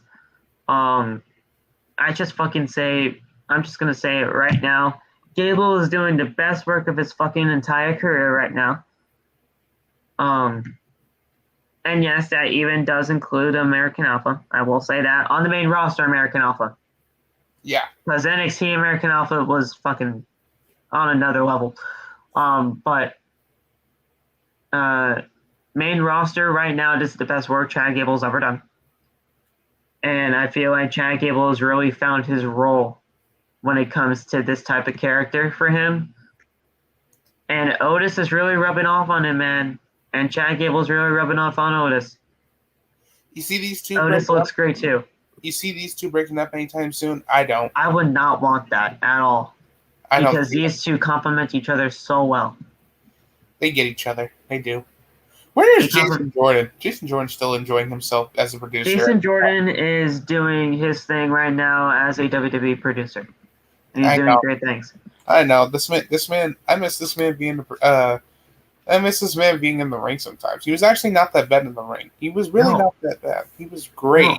When he was a part of American Alpha with Gable, they were great. Yeah. But it's just when they went to the roster, they didn't care. I feel like that's a conspiracy. I have a feeling that's a conspiracy, honestly. I do. I truly believe the conspiracy, honestly. They're not related. I'm sorry. I believe the conspiracy a little bit with that. Oh my god, we're standing. So you legitimately think they're related? There's a little bit I see in there. Okay. You oh my god. So wait a minute. So Kurt Angle and Jack. I feel like it should have been Chad first things first. I'll tell you that. I think it should have been if anything, it definitely should have been Chad. Because these guys would at least be. Listen, and this is no disrespect, but they would at least be the same skin tone. Yes. Plus, it's a way better background. We all know Chad Gable has, I believe he is. It's the exact same background as Kurt Angle had before. Yeah. And then he had. Now, you know what? It would not surprise me if they added him in as a faction though. If Gable Stevenson makes his debut, you know, there was actually a story a couple of weeks back that Kurt Angle was actually going to be involved in some kind of angle for WrestleMania. Now, whether that was going to be with Alpha Academy or not remains to be seen. But those plans are officially now scrapped as Kurt Angle turned it down. Yeah. But here's the thing. Like I said, the Gable Stevenson thing I was going to say, what if he was added to that Alpha Academy? See, now, Gable Stevenson is a very good possibility because obviously we know the kid's background. He's obviously finishing finishing college right now as he's still a college student. Yeah. He got drafted over to Monday Night Raw. He won't be here until he's kind of done with his obligations with school and everything. But is that what WWE gave him the permission to do such a thing? Yeah. I mean, I would not drop everything if I'm in college just to be in WWE. I dropped my degree. I'm just playing. I was like, I would. Heck, I mean, Gable's all about this right now. Never boo education, man. Never boo education. Yeah, he's got a 4.0 he's got a 4.0 GPA. What do I tell people? Stay in school. Stay in school. I tell people from Full Sail Academy. Thank you. And all that stuff. I still, like I said, I you're right. I still tell people stay in school. Stay in school. Fucking love the whole thank you shit by Chad Gable. Don't tell me when he did it. You started doing that. Don't tell me I you do it like, I do it all the time when he says that thank you shit you're like, because it's thank just you. awesome. No, like even if he's not on your TV screen, I'm gonna know. Do you actually do that in general? If you do, that's gonna be hilarious. I wouldn't just say thank you in that way, like just to anybody, because they'd And be they're like, gonna say, okay, you and they're fucking gonna be like, weirdo. what country are you from? No, they'd be like, okay, you fucking weirdo. You're welcome. Just Go away count now. Just go away now. But anyway, But at the end of the day, Alpha Academy win this thing. Right decision here, obviously. They're the tag team champions. At the end of the day, you should not be losing on TV, especially these guys. These guys should not be losing, especially as them as tag team champions. it fits. After that, after the match, oh, that's right, I forgot. The Miz was fucking here. Awesome. So the Miz and Maurice, they get inside the ring and they berate the Mysterios, allowing Miz to throw Dominic out of the ring, and they hit Rey Mysterio with a skull-crushing finale. And then we have the second of two Alexa Bliss therapy segments here. We're back in therapy, and he says that he is happy to let her go because she is now cured. At this point, she is... I wouldn't say she's in goddess mode. I wouldn't say she's in Twisted Bliss mode, but... She's in half-half, like I said, like Damian Priest type of thing. Like, I want to find a picture of her, because she looks all clear and ready to go, but there was something about her that still seemed a little off, like you said. Plus now with Alexa Bliss still having Lily in her life, like fully back together and everything, because they put the remnants of the old Lily inside a newly stuffed Lily doll, and the old remnants are just there inside the new one. Now, I'm trying to find the actual Alexa Bliss picture so that okay, there she is, right there. So it's like this. She has like a little sparkly jacket with a lily hole in her. She's getting there, as you can see. She's getting there. Oh yeah, I mean she's pretty much back. It's just that's what she's looking like now. It's just she has the Lily doll still, but with the old one, with like the old like stuffing inside this new one. And she says, "Thank you, Doc. I'll be on my way. But first," then she goes to I think it's called a metronome or whatever, where you pull the ball back and it just like goes like just the actual what I'm talking about. Yeah. I don't need to explain it. And she goes to the metronome and she does the thing, and there you go. Alexa Bliss is cured, and she says, "Hey, I think there's a spot inside the women's elimination chamber." And then all of a sudden, we have the graphic showing Alexa Bliss being the final spot inside the elimination chamber. Now, considering that the Gauntlet match just happened a couple of moments ago, well, a match before the tag team match between the Alphas and the Mysterios, I'm like, well, that kind of sucks for Alexa Bliss, because now we all know that she's not going to be entering last or whatever. It's going to be Bianca, and she's going to have such a major disadvantage instead of Bianca, because she never even really had a chance to be in this match.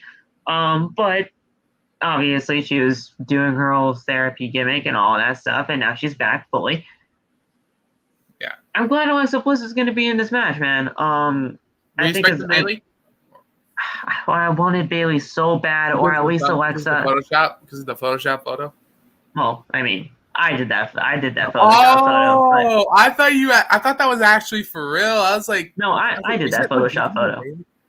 Oh, okay. I did that Photoshop photo. I was like, I actually have the evidence to prove it. But I was either thinking it was gonna be Alexa, Bailey, or Asuka. if it was going to be somebody returning, Bayley or Asuka would be the actual perfect people for that. But when it comes to this whole therapy situation, when she was starting this whole thing, journey back to Monday Night Raw, I should have known right from the get-go that it was going to be Alexa to be that final spot inside the chamber. She's not winning. No. By any means. Could she have an angle? Could she have an angle for Mania? If anything... See, now here's the thing. If it wasn't for fucking Ronda Rousey, I would have had Charlotte and Alexa Bliss... Because they had unfinished business. At WrestleMania. Because they have unfinished business from Extreme Rules, and Alexa Bliss could win that SmackDown Women's Championship, finally getting the revenge after everything that Charlotte put through at the Extreme Rules pay-per-view. It would have been fucking perfect. Or you could have had her... Well, actually, instead of Ronda winning the Elimination Chamber, not the Rumble, you could have had Alexa win the Rumble, and that's how you can get to Charlotte. It was just an easy in that way. But no, we're getting Ronda and Charlotte and potentially Sasha being added in there. But no, now Alexa Bliss is back on Raw, and it's going to be. I don't even think she's even going to factor into WrestleMania this year, which sucks. Because at least have a segment or something. At least have a segment or a moment. Yeah, but we'll see what happens. Alexa Bliss is back, and that's all that really matters. We'll see what happens. I can totally see though where you're coming from when it comes to the whole dark side and like good side of Alexa Bliss. I can see it. Because there's still something off with her. There is. You can kind of see it. You can see it. You can see it. Did you see it on your screen? Did you see it on your screen? Especially with her having the Lily doll back. Yep. So there's still something there. And we're just going to have to see that when that does actually come to fruition. They run down the entire Elimination Chamber card. Rey Mysterio versus Miz was announced. Universal title match was announced, obviously. Rollins title match. Yeah, your favorite Bill. Your favorite Bill. Bill's here. Bill, your favorite is here. Bill, your favorite, Bill Goldberg. You'll love him. Fuck Bill Goldberg. You'll love him, man. You're tight. Listen, bro, you're tight like this, my guy. You guys are. Oh boy, you couldn't be more wrong. Y'all are boys. I'm gonna fucking kick his ass one day. I swear to fucking God. The WWE title Elimination Chamber match and the tag team match that was rumored is official for Elimination Chamber. Ronda Rousey and Naomi teaming up against Charlotte Flair and Sonya Deville. All that is happening at the Elimination Chamber pay-per-view in Saudi Arabia. And then we finally get to the main event. Seth Rollins, Randy Orton. Fantastic fucking match. It's just, as always, fucking chaos ensues at the ending. We have Orton connecting with an RKO, but then out of fucking nowhere, Alpha Academy start running over. Otis has some fucking plan, because he was sprinting to that fucking ring. He was going for it. He was going ham. That man was going. He did not fucking care. Otis was fucking running. We saw an RKO. he was just fucking running. And he hit the RKO. I thought it was done. I thought Randy was going to win the match. Exactly, and that's when it should have happened. But Alpha Academy then just start running down. Riddle then catches up to them and starts brawling on the ramp. Randy then actually runs out of the ring to help fight them off, but it's pretty much all three men lying down on the floor. When Randy returns to the ring, he eats a curb stomp, and Rollins gets the win. He gets the win. And it makes sense why Rollins wins here. He's inside the Elimination Chamber. Yeah. He needs that. He needs at least some kind of momentum. What? I was expecting the brawl for the elimination, for the people in the Elimination Chamber. Everybody coming out just to brawl. No, like everyone comes out, does their finisher, whatever. Oh yeah, okay. So yeah, like he does the stomp to Randy, wins the match, and all of a sudden, as soon as Riddle hits him with Rollins is celebrating or whatever, Riddle hits with an RKO or something. Riddle hits with an RKO or behind, and then they get up. Somebody comes in. Theory. Yeah, Theory. And then whoever wins, the forearm, and then Bobby Lashley comes in with the spear. Everything. Yeah. And then freaking Brock doesn't really F5 Bobby. He would have just had that face off. That's all. The face off would have been the perfect way to end it, actually. Yes, that's why. That's why you save, because you want to save those two. Those two are going to be the final two in that match. 100%. They're going to be the final two. Unless AJ can be in that match long enough to be a part of I want AJ to at least be in the final three. Yeah. You know what? I can see that, and I also see Seth too. Yeah. And then you know what will amaze me? If Riddle does the floating bro on top of the pod. I feel that spot coming on. Who's going to be the first one eliminated, do you think? Austin? Theory. Yeah, I was going to say it's Austin. Theory or Riddle. Theory or Riddle, I think. Because if Brock's... I feel like if Brock's the first one to be in that match... And let's say Theory was in the... That's honestly very good to actually point out. Who do you think is actually going to start off this thing? It's very predictable. Is he really starting this thing? Well, I'm asking, who do you think is going to start the thing?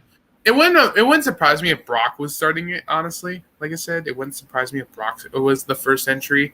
But like I said, I see Theory still being in the beginning of the match, and it wouldn't surprise me if it was Riddle versus Theory for the beginning, because you want to have the megastars be the finals. That's true. Yeah.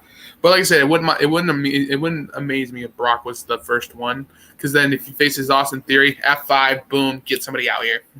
Yeah. But yeah, man, the Elimination Chamber 2022 pay-per-view in Saudi Arabia should be the match card is not bad. It's not bad at all. No, actually, it isn't. And good thing it's on a Saturday, y'all.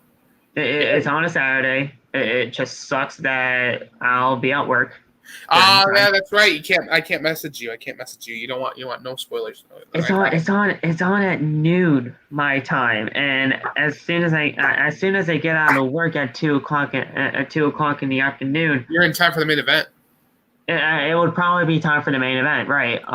But you want to catch up on who won. But if anything, I just want to watch it.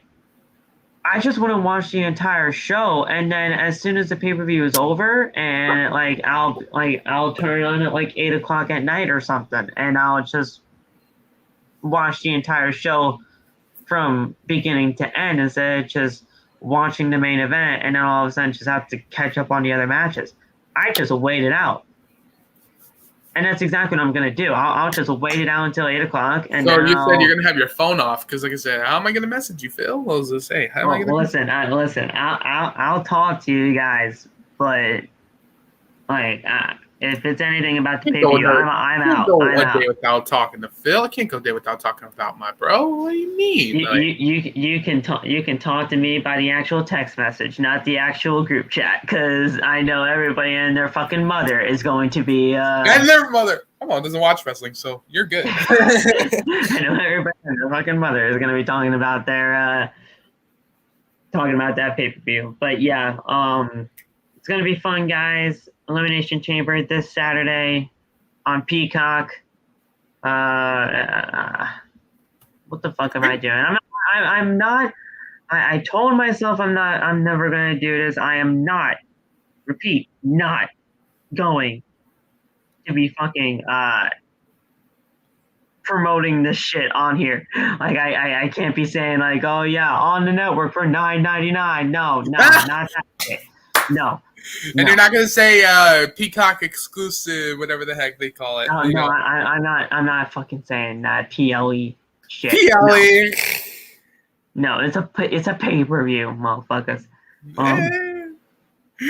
Oh my god! At the end of the day, guys, that's your Monday Night Raw review for tonight. Oh, this was great. I want to say it was this was a decent show. It wasn't bad. It's just formulaic. It's just formulaic. It's your very formulaic. Just thank God SmackDown isn't 3 hours because you would be bored as hell because bro, SmackDown's fucking gutted. And it's in shambles, and I don't know what the fuck to do. Honestly, when I think of SmackDown, I always think of my boy. I'm like, what would he say to this? What would he say to the SmackDown? Honestly, I'm like, because that man is a true SmackDown legend, of course. Oh yeah. Sometimes I want to be like, and Vince says that he says he's happy with the current WWE today. I'm like, what the fuck? Yeah, I'm like, you're like, nah, Chief, nah. He's like, no one's happy with here. I was like, you release Jeff, you release all these good our favorites, whatever, and no. And he says he's happy with it. I don't know, man. But guys, that's actually going to be doing it for tonight's episode of Outside the Brand, episode 136. We're going to sell out right now. You guys fucking did it. You guys are fucking beasts, and I am absolutely 100% proud of y'all. I asked you guys for 10 likes. We're at 12. So thank you so much. And go get that merch, everybody. Go get that merch. Make sure to click that subscribe button if you haven't already. Turn on the bell for all notifications. If you guys have not continued to hit that like button, even though we already made our goal of 10 likes, we're at 12 right now. Hit that like button, and let's get it to as high as we possibly can. Shout out to you, Riddle. If you guys get it, you get it. Continue to go to bonfire.com. Bonfire.com is the only place where you can get Outside the Brand and its merchandise. It's the exclusive home. Are we gonna have a OTB beanie? Are we gonna have OTB hats or something next? Is that gonna be on there next? I hope so. If Bonfire can actually sell hats, then yes, that could be a possibility. But they just sell T-shirts and stuff like that. That's pretty much it. I'm guessing that's all they do. I gotta look into more stuff. I know we can do. Heck, I mean, if you guys drink coffee, I know there's a coffee mug option. OTB coffee mug? That's gonna be sick. Yeah. I know there's a coffee mug option. If you guys want that, that's cool. Yeah, that's gonna be just right in front of it. It's just Outside the Brand on it, and it has to be black. It has to be the color black or the color white. It has to be either of two colors. I think those are the only two colors for the Bonfire site. Or gray, or like a silver gray or whatever the heck. You know what I mean? Something like that. Also, OTV Jordans. I really want those. Give me those. You gotta talk to Nate about that, man, or whoever he has in contact for that. Let's get it. Come on. And also, Phil, like I said, still waiting for Lot to give us the word that you are gonna spit some bars in the studio with Batch and him. I'm still waiting for. You gotta get me to Philly first. That's all I need. Yeah. All I need is an invite to Philly, and I'm there. Can you do me another thing too? Like I said, can you tell Tony Khan the Dream Ladder match? Can you please? I want that Dream Ladder match. Just give me that. I will be perfectly fine with it. And he's saying I want to kill people, but I'm not killing people. He said somebody's gonna die, but I don't think anybody's gonna die, bro. I just want to see the Young Bucks go through a ladder. That's all. We'll talk. Thank you guys. Thank you guys so much for tuning in tonight. Like, subscribe, share, all that good stuff. Follow all of us on TikTok. I fucking got banned tonight on my live. I don't know what the fuck that was. I almost got banned too. What the fuck? I almost got banned too. We were just watching the show. I was getting the stream ready. I was somebody asked me about Riddle winning the WWE title inside the Elimination Chamber. I said, listen, I'd love it, but I do not think so. And then all of a sudden, I just get the white screen saying that my live was suspended. I'm like, what did I say? Sorry. And I'm like, what did I say? And I got, like, oh yeah, harassment and bullying. I'm like, okay. I had a video taken down for community. Well, I got it back. I still have it. It's on my account still.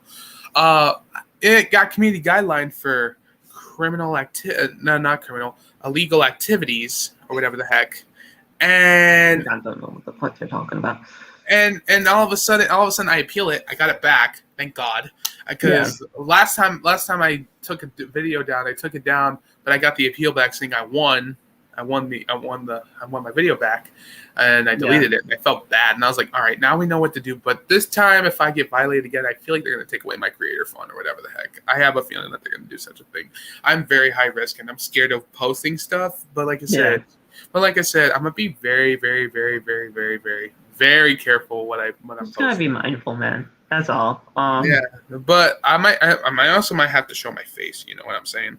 That's what I'm saying. Also, like I said, guys, put on that left sock, please. Put on that left sock. Yes. Put on your left sock, please. Left sock. Do your homework. Put back on your shirt. Homework, all that good stuff. Come on, man. stuff. We want to see the muscles. You said put on your shirt. Listen, bro. Listen. I don't mind it at times, but we got to keep that. There's kids. On. There's children here. There's children. There are kids here. Yeah. King, I don't know if you're new here, but thank you so much for stopping by. I have not seen your username here, so if you are new, fucking welcome. Hola. As you can see, he's a mi gente, of course. He's Mexican. What's that translate to, man? What's that translate to? Because I suck. I suck at that stuff. He's trying to say amigos. He's saying amigos. He's saying friends. He's saying friends. Well, I know amigos that much, but what's the actual username? King of what? King of junto. I'll let you know. I'll get okay. Uh-oh. I hope it's not bad. It's not bad. I don't think it helps. but hey, you're awesome, bro. Come on in. Join in on the fun. We do a lot of things different here. We are entertaining as all hell. I'm Phil. All of our TikTok links, if you have TikTok, are in the description below. You guys can follow our journey over there. Want to know a little bit about ourselves before we get out of here? Favorite superstar of all time, Shawn Michaels. Eddie Guerrero. Superstar of all time, Eddie Guerrero. We're just professional wrestling fans at heart, and we love doing this thing. Well, you got to tell everybody's favorite wrestler of all time. Lost Jeff Hardy. Lost Jeff. Bash. Bash changes a couple of times every single time. I think all of them are John Cena. I think all of them are Cena. I think all of them are Cena fans, except for Love. Yeah. Megan, she's a Becky Lynch through and through. Like Roman as well. We acknowledge our tribal chief up in here. That's what we say. Yes. We're the ones, We are the ones. That is one of our that is one of our taglines here. Oh yeah, and we also got Titus Catering in the back. Yeah, we have that. We have a Wolfpack. It's our support group, of course. It's King of Hollow Earth. Okay. Yeah. King of Hollow Earth. Okay. Listen, bro. I was gonna say it means Hollow Earth. I was like, I'll let you know later. I was gonna say, that's sick. Here's the thing. We love that you're here. Continue being here. We love it. Guys, Jeff Hardy's on AEW. We know it's gonna happen. We love it. He's got to catch up on OTB. If you please watch our stuff, you will love us. You will love us. We are here every Monday, Tuesday, Wednesday, and Friday for all the weekly show reviews. And Tuesday we have a special talking show where we just do whatever the heck we want. We can talk about wrestling during that week or what have you. Keith Lee is in AEW. What a good show. We got it. All bask in his glory. As you can tell that this man is just getting started. This man's a new subscriber, I'm assuming. He's going to be the first black AEW world champion bar. Yes. Yes. Yes. Adam Cole will be AEW champion at Revolution, hopefully. Yes. It sucks that Hangman Adam Page's championship run has to end so soon. Boo! Right here, boo! This comment, Michael. Boo, I'm sorry, Michael, but we have to disagree. Listen, with that. If you're just starting off and you're trying to get into AEW, then yes, that's okay. We understand that. I understand, but you need to watch All Out. You need to watch All Out 2021. Yeah. All Out 2021. There's something about that. Raw was wait. Raw was oh man. My King, my man King, let's get it. My man King defended that AEW. Let's go. He's saying Raw was boring. AEW is fire. Listen, guys, we love you. At the end of the day, we love everybody here. If you like one side, that's perfectly okay. If you like the other side, that's perfectly fine too. But if you're a fan of professional wrestling, just like everybody here, we're fans of professional wrestling. We don't care where it's from. We don't care if it's from the Indies. We don't care if it's from New Japan. We don't care if it's from MLW, WWE, AEW, Impact. We're all wrestling fans here. And as I say, I'm a fan of professional wrestling. Around. That's it. All around. Everybody here. But thank you guys so much. We hope to see you guys soon. Tune in tomorrow for Tuesday's talk because we're going to have a special guest and you guys are not going to want to miss out. Saul, do you have anything else to say before we get the hell out of here? Do your homework. TikTok, don't ban me, please. It's very true. Very true. Don't ban me, please. And drink your water, y'all. Drink your water. You know what I'm saying. And wear your coat if you're on the east, around the middle or whatever the heck. It's cold. 17 degrees today, bro. It was not a good time. Yeah. But we love y'all. Y'all stay safe, please. Please stay safe. Stay safe, please. Talk to you guys soon. Like, subscribe, share, all that wonderful stuff. And we'll talk to you guys very soon. Wolfpack out. We the ones. Join the fam. We the ones. Talk to you guys soon. Peace.